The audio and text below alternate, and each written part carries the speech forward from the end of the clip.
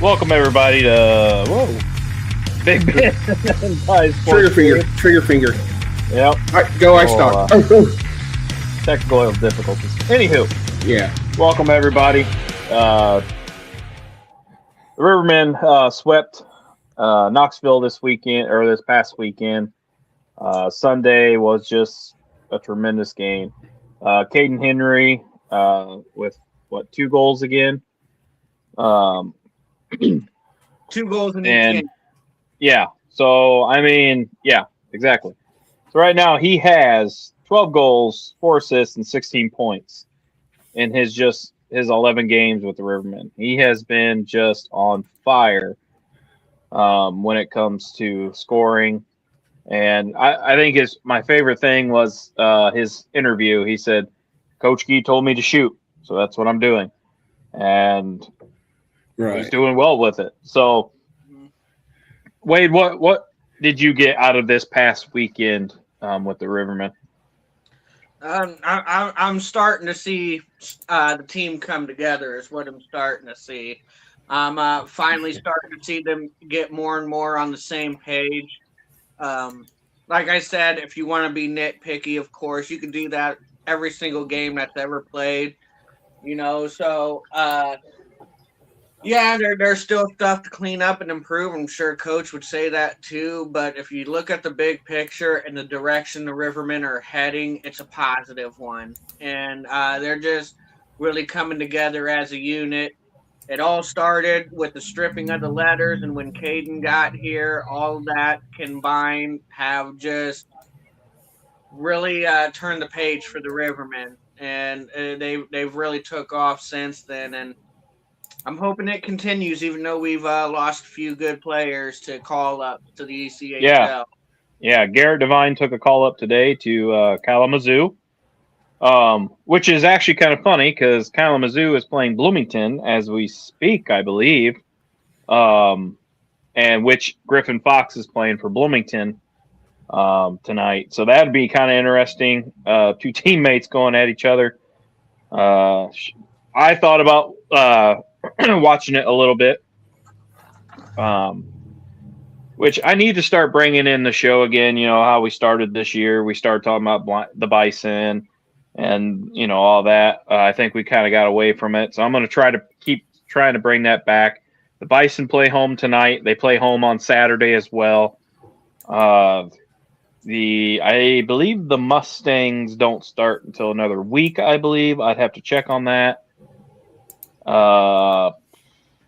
And Bradley starts here pretty soon too. I just talked to Gertler tonight, and they are starting to get back into shape and start getting their practices going.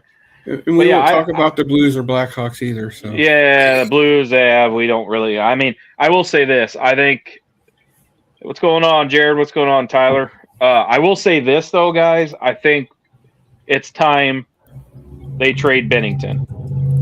I really do. I was a Bennington fan. I really am. But it's time to trade him while his value is still up. I mean, we got Holfer waiting in the wings there. I think he could become the next good goalie that we have. Get somebody else to back him up. Maybe a veteran to back him up to kind of learn the game from him.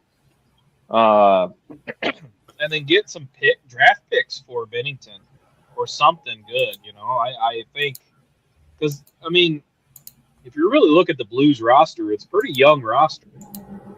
Yeah. You got your older guys like you got Justin Falk, you got a couple other guys like that. So it's just one of those deals where I think they just need to get rid of him while they can. And while his value's still up. Wade, do you agree with that? Because I know you're a Blues fan. So, yeah. And it's hard. It's hard. I'm definitely a huge Bennington fan. I do think it's time to start seeing some changes. Turnover. You want to keep a few of the younger players, obviously. I think you can build off like Robert Thomas and Yep. Snuggerud, stuff like. But I Yep. mean, from changing Jordan Bennington to even changing our captain Shin. Like I said, I do. Some people think maybe even get somebody for Colton Parayko. I mean, I like Colton Parayko too, but it's just it's getting to the point where, yeah, I think they need a rebuild of that team to kind of reshuffle the board, and you got to take some chances. You can't keep doing the same thing and expect different results. Yeah. So, I see. I'm not a fan of Pareko. I mean, when he first came, I did like him, but it just seems like he's kind of going through the motions now, Mhm. and I'm just not. I don't know. He's just a waste of space out there, in my opinion. I mean, he might need to change the scenery. yeah, and he probably does. And you know what? And if he does, I wish him nothing but the best. Same thing with Bennington. I mean, I will still probably follow Bennington where if he ever goes anywhere else, I'll still keep an eye on him because, like I said, I was a fan of his. I mean, he helped bring the cup to St. Louis. Mm-hmm. So, yeah. So let's go from talking about our crappy Blues. Let's go to another crappy situation. Well, at least the Blackhawks are in the wild card, though. So anyway, for now. Anyway, what's the next thing going on? I'm sure everybody's seen it. There was a fight broke out during warm-ups between Quad Cities and Evansville Thunderbolts. That Apollon, or whatever his name is, cross-checked Matthew Hobbs, in the mouth and started basically beating him up pretty much. I'm going to piss off some Quad City fans tonight. I really don't give a shit. Get that goon son of a bitch out of the league. There is no reason for that in this league. Mm-hmm. Any league, really. Because, I don't mind a good scrap every now and then. I really don't. And fighting has a purpose in hockey. Don't get that twisted. I don't think fighting should be in hockey. But just not during warm-ups. Well, it's just stupid. Right. I mean, he's out there for one thing and one thing only, is to do what he just did. And congratulations, you're now suspended for 10 games. You made your team have to play shorthanded for 10 games straight. And to me, there's no reason for that. And I'm not a Matthew Hobbs fan, by no means. Like, I'm not. Right. But, I mean, I've heard rumors going around that Hobbs said something racial slurring. I find that kind of hard to believe, but I kind of, I don't know. I wasn't there. No one was there. So the only people that knew what Hobbs said was Apollon, or whatever you say his name, Hobbs, and probably the guy that was kneeling down. I know, Wade, you're itching to say something about it, so let's get your take on it. I mean, I've already said kick him out of the league. I mean, do you agree with that, or? I mean, look, here's the bottom line with Apollon. I mean, he has his job. He does it well.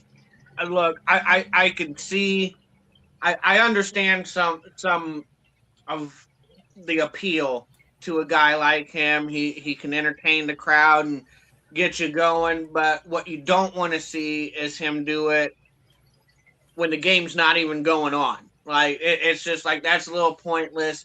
He was having a conversation with Vander Veen, who he fought in a previous game at center ice. Hobbs came in,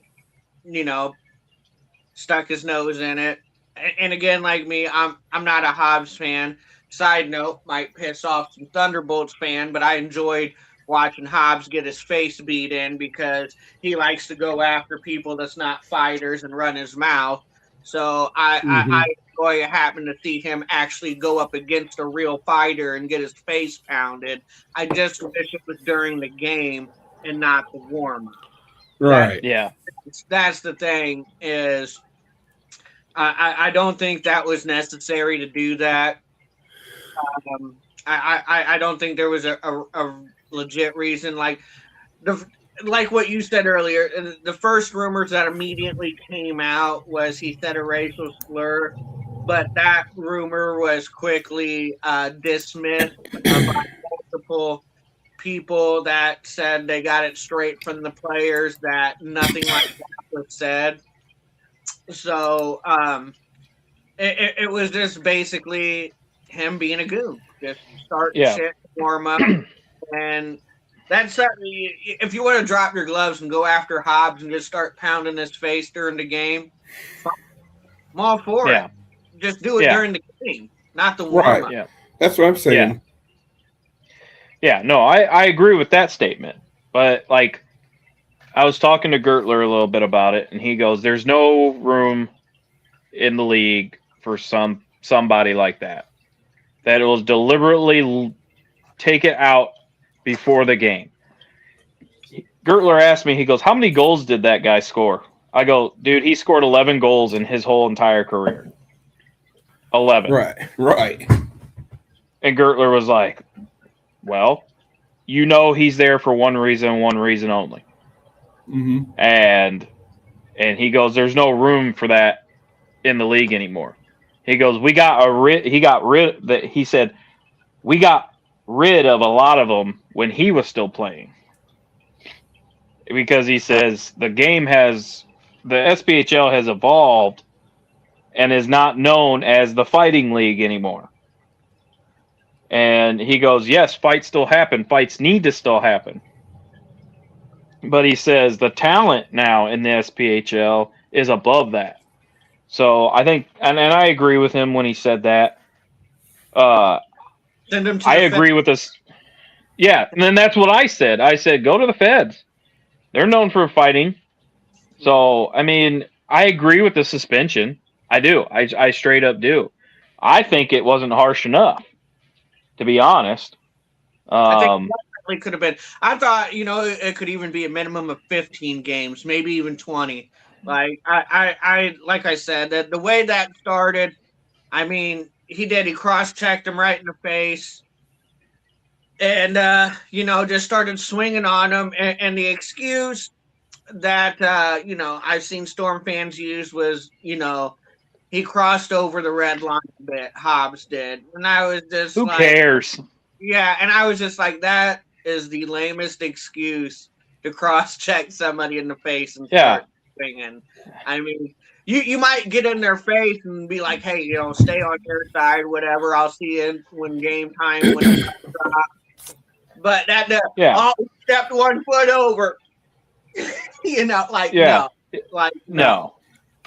Well, this is still talking about fighting, and even though it's not about this fight, that last fight at the game we were at, I kind of really low key wanted to see Jolly Green Giant and Boss go after it in the middle, while everybody else was down by the goal.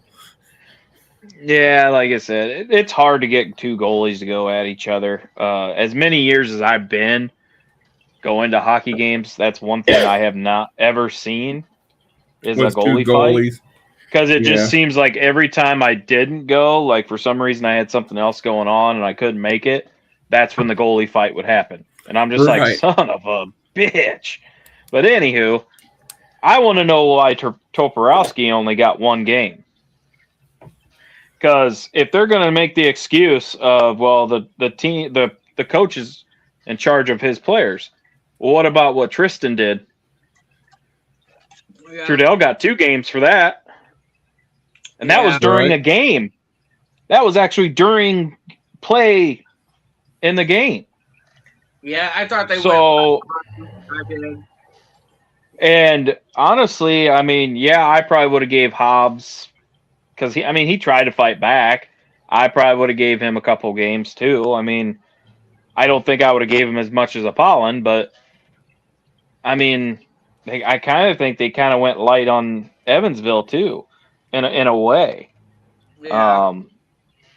But what's funny is if you look at that game after those first penalties, that whole game was pretty quiet. The rest of the game, Yeah. which is actually kind of surprising. I think they were warned by the because sometimes, especially during warm-ups, officials will say, "Hey, like, look, we'll just start handing out 10-minute misconduct like it's candy on Halloween."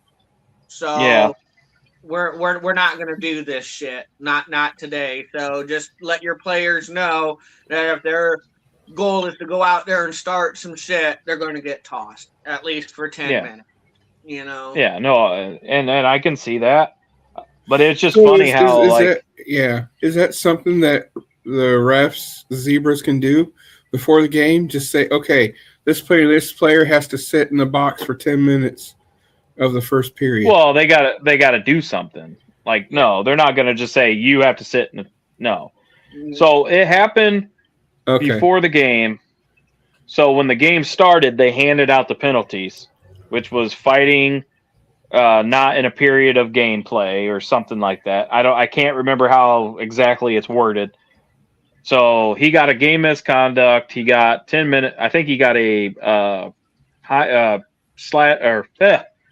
cross-checking call, and then he also I think he got instigator too. I believe. I mean, he got like 30 penalty minutes, I believe. So, like I said, congratulations. So he sat in the box for 2 periods? Well, no, he was gone. Yeah. Oh, the whole game. Okay. 24. Yeah. Yeah. Game misconduct. You're gone. Yeah. Game misconduct. You're what gone. What was he doing the penalty minutes then for if he has a game misconduct? Whoever the coach. Because he's still. Yeah. Coach just chooses a player to serve the time for Apollon because Apollon can't serve the time because. So is that what they did at the Rivermen game we went to last week? Because it sounded like they put someone else in the box instead of. Because Wilkie went. I think they gave him 5 minutes for fighting.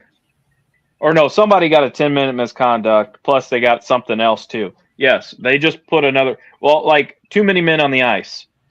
It's not a specific player that gets that penalty. It's the whole bench. So then the coach says, "Hey, you," and usually it's Bear. Usually he sends Bear for those to serve the 2 minutes for too many men on the ice. Gotcha. Okay, that's what that was. It's usually. Yeah, Guy usually picks the people that are not. Well, I seen the guy from the other team go all the way through, like he was done, and then all of a sudden I seen another Riverman guy go through, and then all of a sudden I seen one guy go across and get into the box. So if there's only 6 minutes left in the period, you have a 10-minute misconduct, you can go in the locker room. There's no reason for you to go sit in the penalty box because you can't come out. Oh, so they just went to the locker room. Yeah. Okay, I see what you mean. I was just so much into the excitement of watching the game that I. No, I think you were more excited about going spread eagle for a T-shirt. Go Ice Dogs.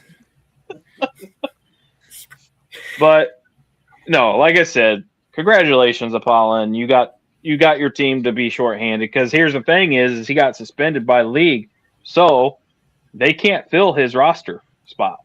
They have to carry him on their roster for those 10 games. So congratulations, I guess. Yeah. Big news out of Peoria today. Tristan got put on team suspension. Like I said, I might make some Rivermen fans upset here, but honestly, got an echo. Not me. Is it you, Wade? I sound. All right, talk. Hey. Yeah, it's Wade. Nope. I don't hear an echo. I don't hear an echo on when you talk. Yeah, because I muted Wade. and now I can't hear myself echo. And I unmuted him, and hello? Oh, it worked. Oh, there we go. Anyway, it It's a worked itself glitch. out. Go Ice Dogs! Anywho, yeah. Tristan, I'm gonna, like I said, I might make some Rivermen fans upset here, but honestly, it's not a big loss for us for him being on team suspension. If you look at his numbers, he hasn't really done much for us this year. We still have our key players. We still got Bear, Barker. Even though Boss. yeah, we still got. I mean, he's not going anywhere. Right. We got Caden Henry. Like I said earlier, is just lighting it Killing up. it, yeah. And I'm so glad that they gave him an opportunity to come up to the SPHL. Well, he's starting to prove his worth, so. And I'm still waiting on hopefully a couple rumors to come true. And then I think our offense is going to be one of those offenses that was as good when we went and won the cup.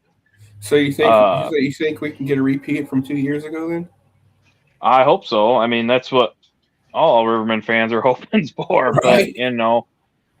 But Wade, what do you think of Tristan being put on? I don't want to sit here and speculate the reason. I mean, it's nothing bad. Like people were. I think a lot of people, especially newer fans, get confused with team suspensions.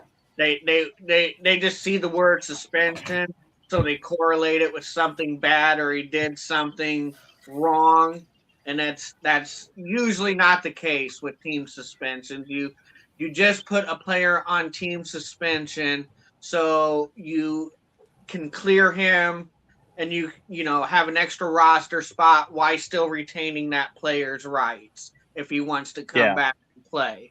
So it's nothing negative. It's nothing bad. He didn't do nothing wrong. It's not a league suspension. It's a team suspension. They're just retaining his rights. I will say I am disappointed. I expected more out of Tristan. You look at his first year; he played great with the Rivermen. Yeah, he did. First year, he was scoring goals.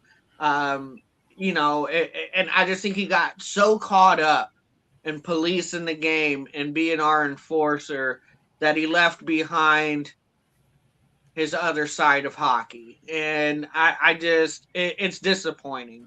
I can see that. I thought he started off the year the right way.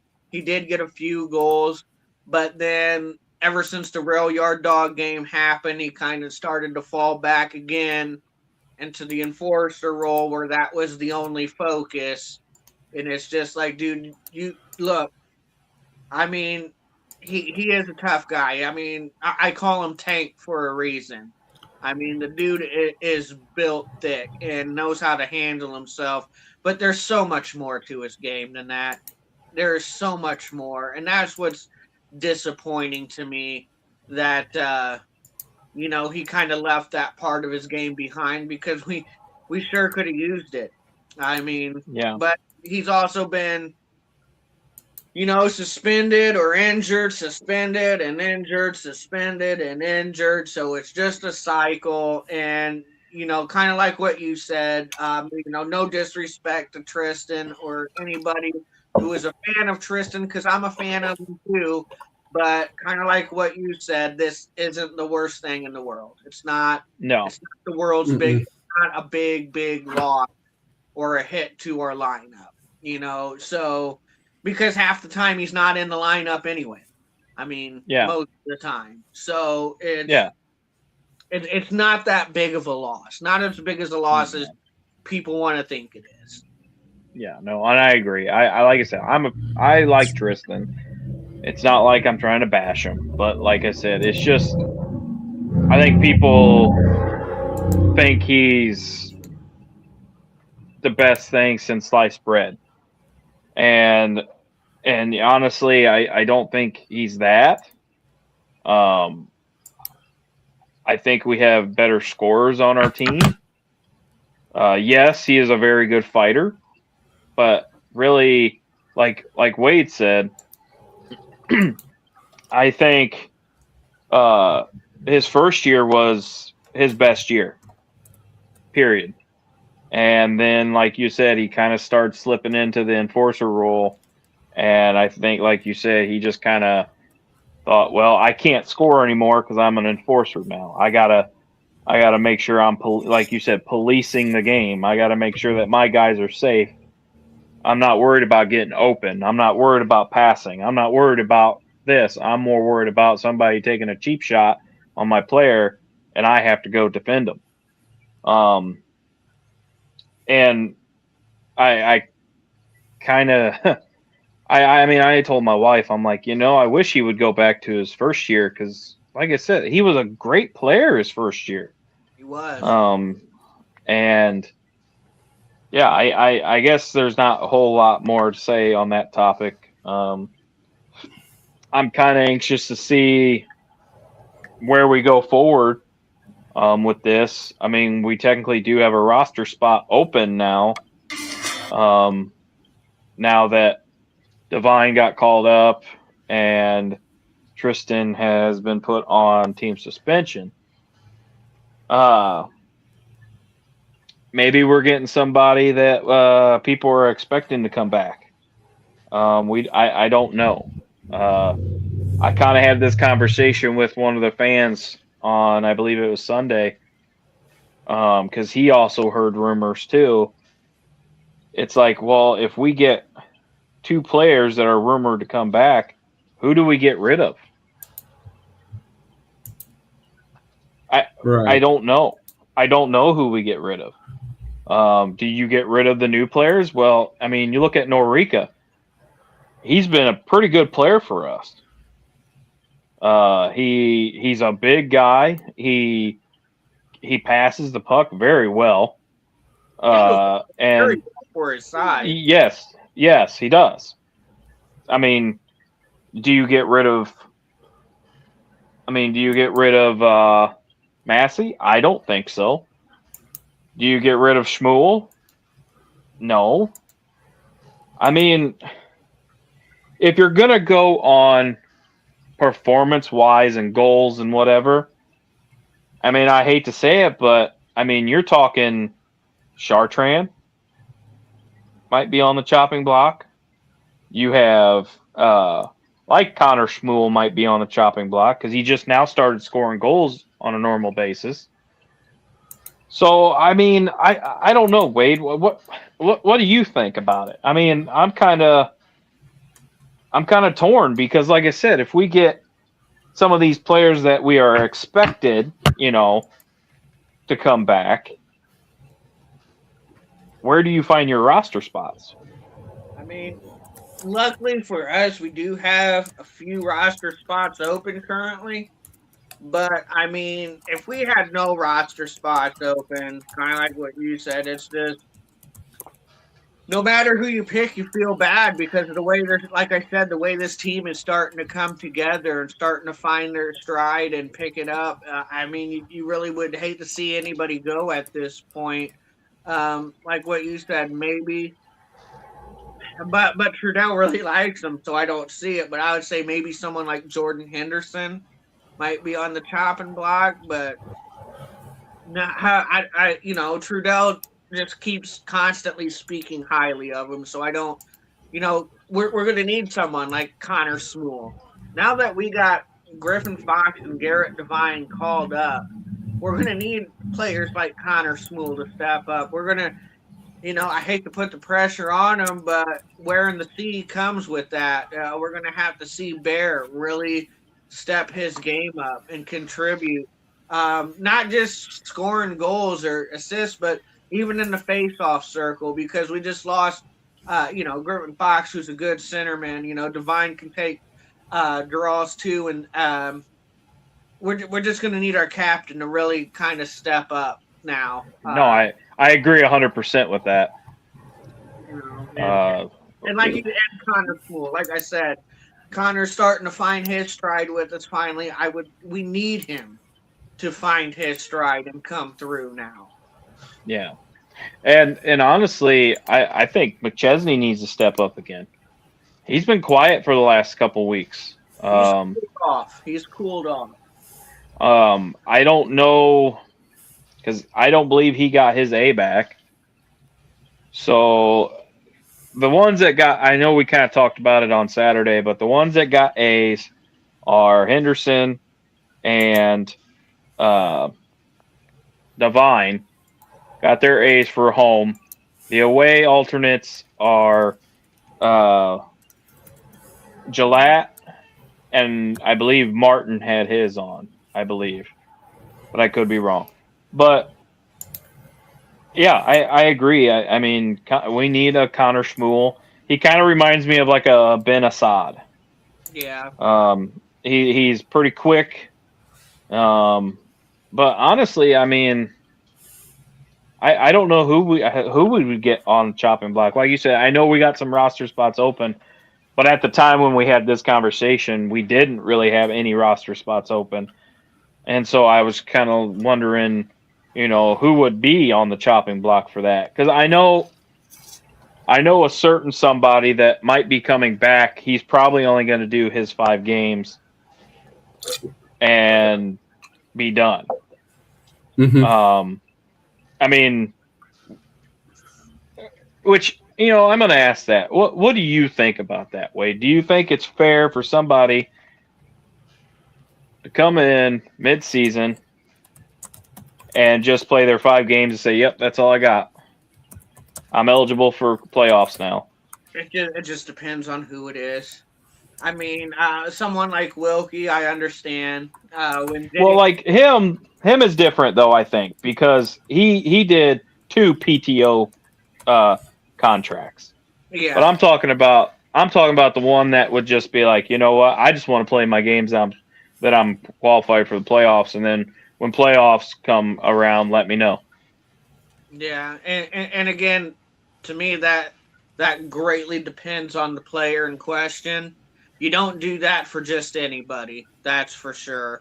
Otherwise, that is just a giant waste of time and a waste of a roster spot because you can only make so many moves throughout the season. There is a cap on making moves.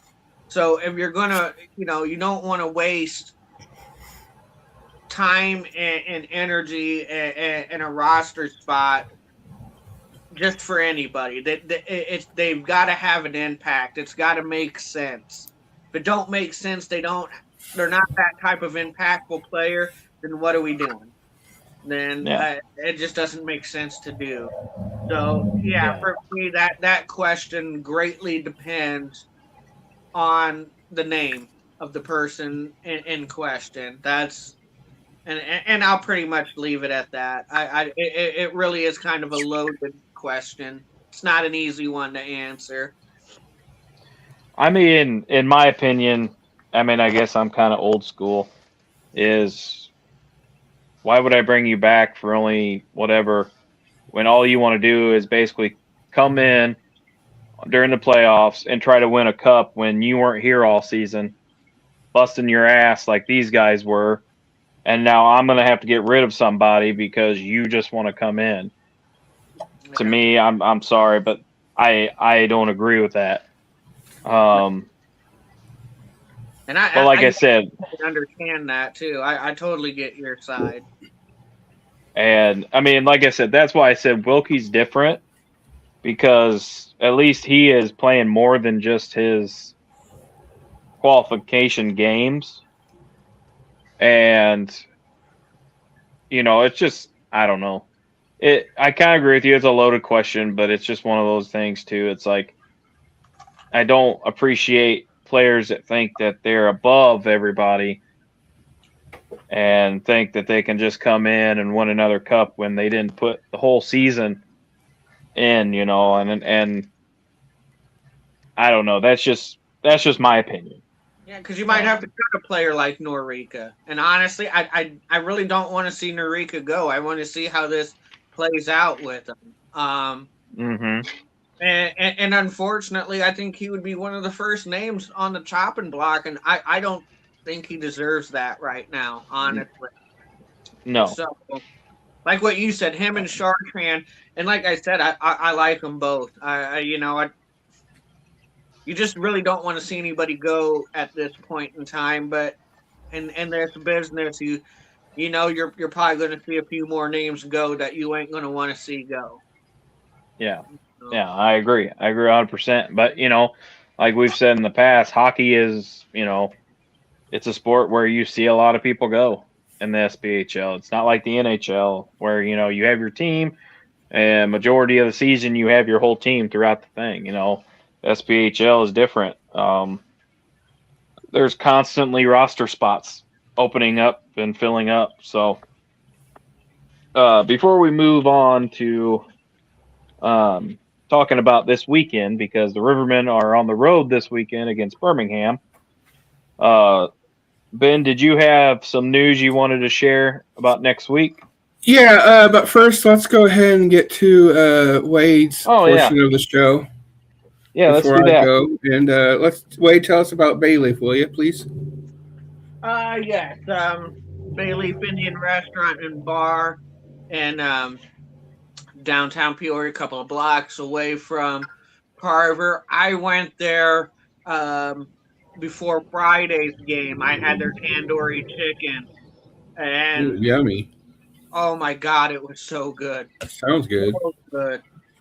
They brought it out on a sizzler plate, which was pretty cool.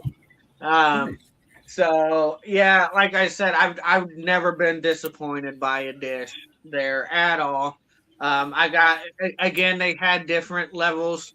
I got the mild tandoori chicken, and my fiance has like zero spice palette. Like she does not handle spicy food well, and she loves the food. She loved the tandoori chicken.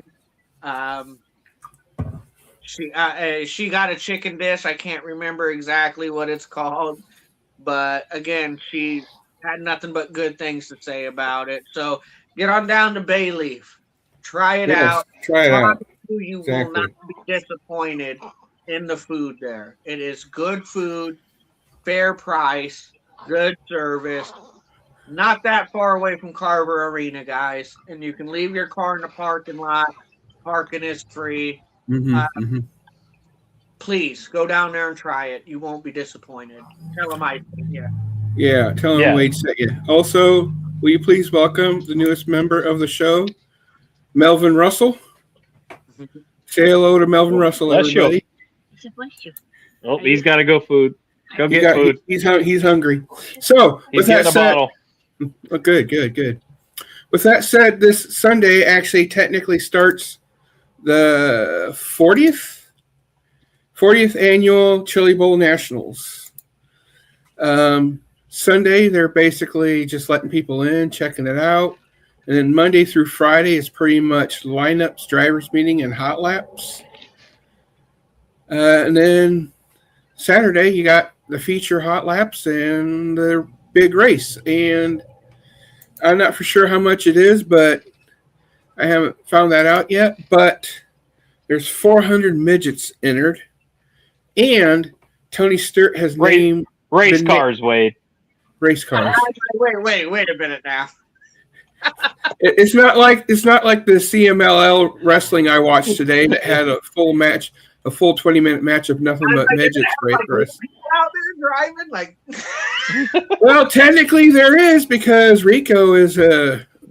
Yes, he is a small person. But no, this is cars, not people. Everybody, get your mind out of the gutter. But nevertheless, Tony Stewart's going to be the grand marshal for that, and so all next week we got nothing but racing at the Tulsa, Oklahoma. So yeah, we'll be talking more about that later on. So that's pretty much all I got for racing news. All right. Well, we'll get right into this weekend. Like I said, the Rivermen travel to Birmingham, I believe for the first time this year, to play the Birmingham Bulls. The Birmingham Bulls are 9th in the league right now. They are 9, 13, 1, and 4 with 23 points. And as of right now, the Rivermen are in first place of the SPHL. They are leading over Huntsville by 1 point. Well, Rivermen hey, are it's still first place. 19-8. Yeah, 19-8 and 1 on the season. So it's going to be a test, I think, this weekend. Even though Birmingham is down in the standings a little bit, they're not an easy team to play. I think the only team kind of easy to play this year would probably be Macon. But not trying to say anything about Macon, but I mean, the points are actually pretty close, guys. I mean, if you really look at it, Rivermen are 39 points, Huntsville's 38, Pensacola's 37. Then you get from 4th on to 10th. I mean, you got Roanoke at 33, Evansville 29, Quad City at 28, Knoxville at 26, Fayetteville at 24, Birmingham at 23, and then Macon at 22. So, I mean, it's not spread out very much. No. So, I know who I would like to see this weekend. I would like to see Jack, of course. He is on fire. Got a shutout Saturday, and then he only let 1 goal in on Sunday, which I believe that was a screen. So, I mean, there wasn't the shots on goal on Saturday's game was like super close with both teams. Yeah, there were 30. I think it was over 30. Yeah, it was over 30 like shots. 30 and 32 or something like 30 and 34 or something like that. It's like super close. So I mean, So he got putts rocket at him, but he still stopped him. So which is good. Well, that's because it's Jack.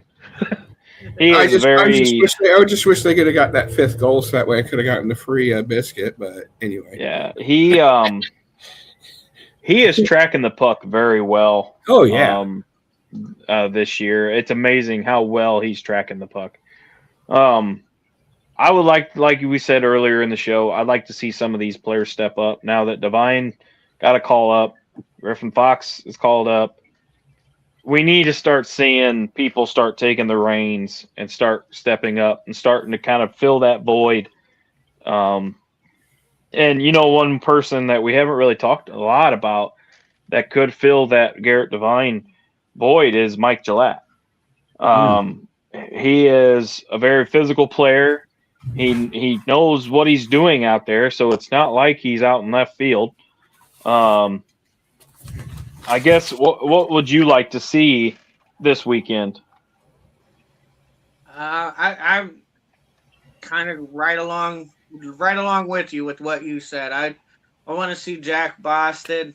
I mean, he made some tough saves. It's not, I kind of made the discussion with someone, and it's just like, those could have been different games. No disrespect to him. Those could have been different games with Tino at net. I mean, in the first period alone, in his shutout game, Knoxville easily could have skated away with 3 goals in the first period. I mean, easily. But Jack is doing what Jack does best. And I've never seen like just his body language is so calm, collected. He's so comfortable out there. He makes it look effortless, like he's on a Sunday drive. Like, oh, save, block, thank you, come again, bye. He's just out there enjoying himself and just so relaxed and comfortable. And you love to see that body language off a goal. Yeah. Mike says they're doing Star Wars theme at the game at Birmingham, and they are giving away tumblers. Yeah, there was this other one that was giving away the lightsabers. Well, they weren't giving them away. I think you had to buy them. Well, there's some that were getting. There's one that said the first 1,000 fans give a lightsaber. I think that was Bison. Yeah, the Bison. Yeah, the Bison. Yeah. Well, this wasn't SPHL, but it was the Bison anyway. So I thought. Yeah, yeah. But which we got to be careful. Go ahead, Wade. We got to be careful in Birmingham. This is your quote unquote trap game. I mean, we can't expect to go in there and just roll over them. I mean, that's again, like, these teams ain't as far apart as people think. Like, yeah, they kind of did get blown out a little by Havoc in their last game, but they won 3 games before dropping to Havoc. And again, Havoc is a top team in the league. So, Yeah. it's take that with a grain of salt, if you will. But like I said, with Griffin Fox and Garrett Devine taking call ups, I would just like to see some role players step up and fill in those gaps. And we just got to stay consistent, keep doing what we're doing. We're doing good things, so let's not backtrack. You know. Yeah. Yeah. No, I agree. And going back to Jack's mentality, he's so relaxed. I mean, I don't know if you see him when the puck is on the other end. He's just leaning against the net, like, "Yep, I'm good." Like, Yeah, it's just, I mentioned that to you that night. It's like, well, how is he so calm? He's just like, whenever the puck's on the other side, he's just like, come on, guys, let's go. yeah, Or he is. it's like, He is that type of goalie.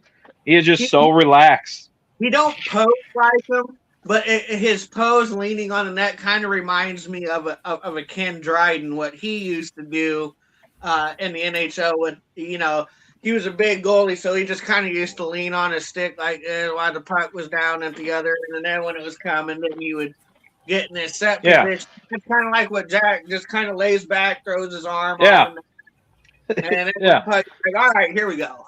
Time to do my. Yep. Yeah. And it just cracks me up. Yeah, I love watching Jack. I really do. It's very entertaining. Nice guy too. If you ever get to meet him, he's a very nice guy, down to earth guy. But it was funny. We went to the dinner for the season ticket holders, and he's like, "Yeah, I'm number 33 this year." I wasn't ready for that. I figured I'd be number 30 or number 1, like he was in the past. But yeah, he got number 33 this year, which some of the numbers are kind of weird this year, like 89. Like, I wouldn't have thought 89 would have been on the Rivermen again, and stuff. But a lot of weight. so yeah, they're 33. I did find out though that Muddinger is like 6'8", 250, 275. I'm like, holy crap. And I will give him credit though, even though he sucked the whole game, he was still pretty quick though. So I thought. So. Easy now. That's Wade's buddy. Muddinger. I did notice though with him, the bottom of his number was at the top of the goal, but with Boss, the bottom of his number was with the top of the goal, but with Boss, the top of his number was with the top of the goal. That's how much of a difference. Oh yeah, both of them were. He's a big dude. Mm-hmm. So all right. So with that being said, yeah, I guess we'll get into keys to the weekend. Let's do that. Not just keys to the game. Let's keys to the weekend, and we will do. We'll do 3 players that you're going to watch all weekend. Because I know Saturday we're going to do a show, but I figured Saturday we can kind of recap a little bit and then talk about just some other stuff too. So let's do keys to the weekend and keys to 3 players you're going to watch this weekend. I'm sure we'll kind of do that on Saturday, but let's do it tonight. So go ahead, Ben. What's your keys to the weekend? For me, the keys of the weekend, like I always say, set the tone, control the neutral zone, get the first goal, fight when need be during the game, not before, not after, during the game. And actually, a key players, two of them I'd like to see is, of course, Boss, at least one of those, or if not both, which I don't know if they'll do it or not, but I like to see him get a shutout with whatever game he does, if he does. And I I'd also like like to to see see, him in both. right. But with that said, I also like to see Caden keep his streak going with at least a goal a game, so that way he can say he keeps getting goals. And that's my key two players for the weekend and goals points. All right. Go ahead, Webb.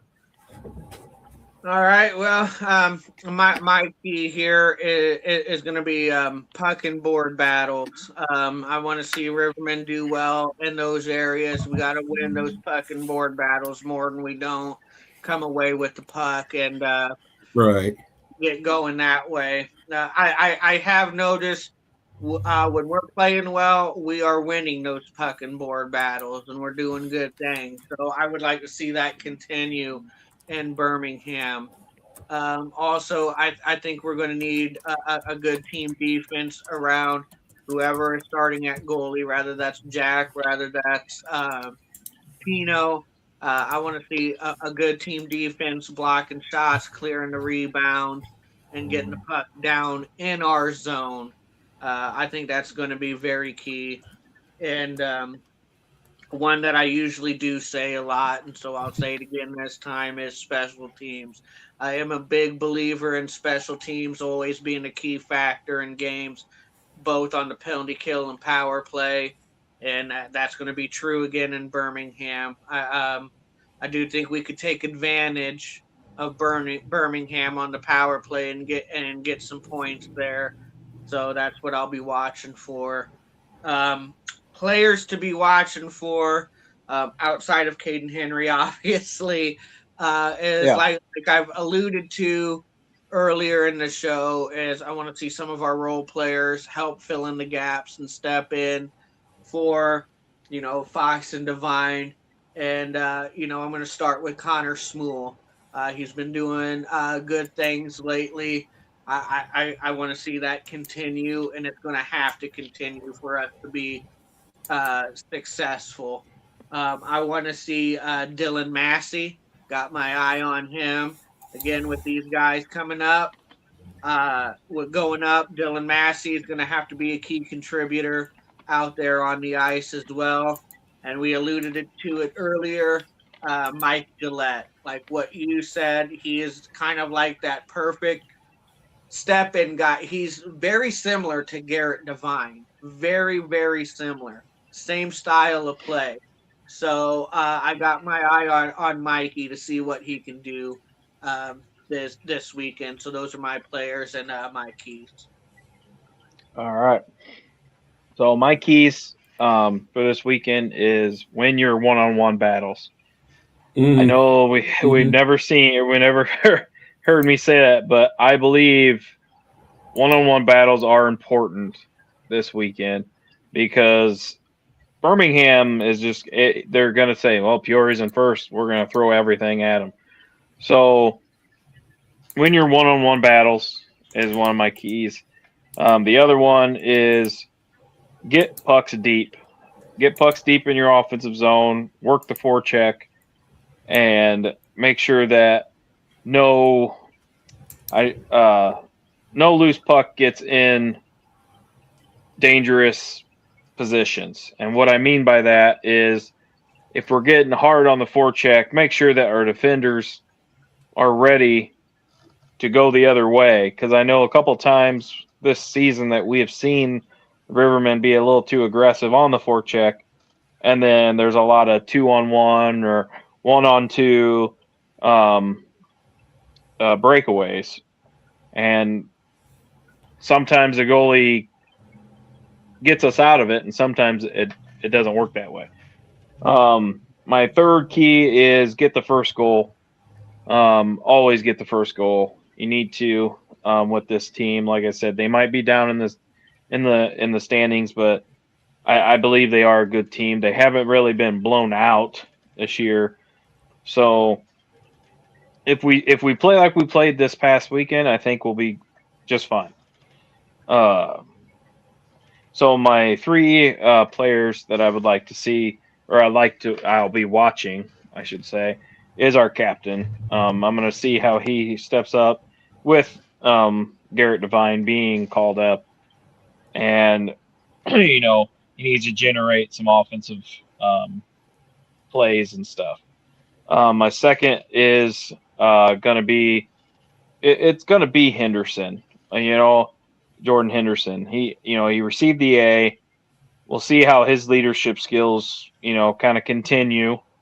Like I said, we don't see what happens behind closed doors, but I know he had a few assists, I believe, over the weekend. So he is producing. I will say that. And then my third player I'm going to be watching is Kyler Fenton. He is very hard-nosed defender. He's had some good checks this year, some good hits, and he's not afraid to kind of stick his nose in where a lot of other guys wouldn't. He likes to step up. He likes to make the hit. He likes to, like Wade said in the past, separate the guy from the puck, and that's what you got to do, and he's not afraid to do that. And usually when he does do it, he is successful at it, because I know sometimes when a defender steps up, it doesn't work out like they want it, and then it turns into an offensive chance for the other team. So I think that's my three players that I'm going to be watching this weekend. I guess I'll open up to discussion. Anybody else have anything they want to chat about? No, I would say about 2:30, 3 o'clock we'll have the show again Saturday. Yeah, is that fine? Yeah, I think I'll be available after 3. So yeah. Okay. So 3 o'clock, everybody. So 3 o'clock next show. Yeah. We'll talk about what Ty said. Guys dogs. And then I'll gotta get that shirt. Hey. Right. Hey. This is what you get when you go spread eagle on the floor. You literally get a shirt with an eagle on it. Hey, I'm in the 7th man section. Come on now. So that big man down. Big man down. Yeah. I was laughing the whole time. I wasn't even pissed off that I was, I did hurting and everything, and it's like, and it's probably the 3 beers that I had in me too that probably didn't feel anything. So, which they were good beers. So, yeah. Anyway, that and we'll probably give a few, a little bit more details for the Chili Bowl, and hope to see you soon. And remember to share and like and subscribe and all that other jazz. And we'll see you next time. So, well, let's recap real quick. Like I said, Peoria is on the road this weekend against Birmingham for Friday and Saturday. Bloomington is playing now. Bloomington Bison are home on Saturday. And I believe that is pretty much it. Like I said, once I get back into it, I'll try to get the Mustangs schedule and the Bradley schedule out too. Bison. I already gave them their recap. So, like I said, everybody, on behalf of myself, Big Ben, and Wade, it's been fun tonight. I'm gonna go eat some more Papa John's, and y'all have a good Wednesday night and a good rest of your week. We will see you Saturday, 3 o'clock on Saturday, right here, Central. So come back, have a chat with us, and Wade, we always do it what?